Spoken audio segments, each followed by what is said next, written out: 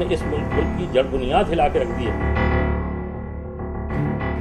আজ থেকে ৮০ বছর আগে যে দলটির প্রতিষ্ঠা হয়েছিল ইসলামকে ভিত্তি করে, সেই রাজনৈতিক দল জামায়াতে ইসলামী নাকি ইসলামের শত্রু। শুধু তাই নয়, জামায়াতে ইসলামীর শীর্ষস্থানীয় নেতারাই দলটির রাজনীতির সঙ্গে নিজেদের সন্তানদের যুক্ত হতে দেন না, এমনকি তাদের সন্তানদের মাদ্রাসার শিক্ষাও দেন না।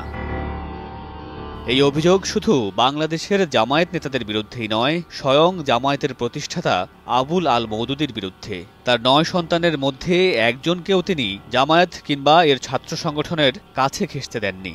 মওদুদীর সন্তানরা পড়েছেন পশ্চিমা আধুনিক শিক্ষা ব্যবস্থায়। ২০১৩ সালে ৩ দিনের সফরে ঢাকায় এসেছিলেন জামায়াতে ইসলামীর প্রতিষ্ঠাতা সৈয়দে আবুল আল মওদুদীর ছেলে হায়দার ফারুক মওদুদী। এক আলোচনায় তিনি বলেন, জামায়াতে ইসলামী বাংলাদেশ প্রতিষ্ঠায় বিরোধিতা করেছিল।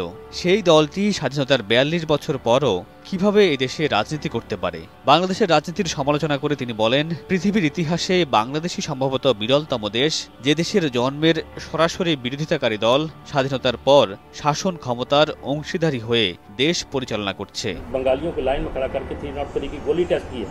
इन्होंने इस मुल्क की जड़ बुनियाद हिला के रख दी है। জামায়াতের সমালোচনা করে তিনি বলেন, ধর্মীয় রাজনীতির নামে জামায়াত ভণ্ডামি করছে।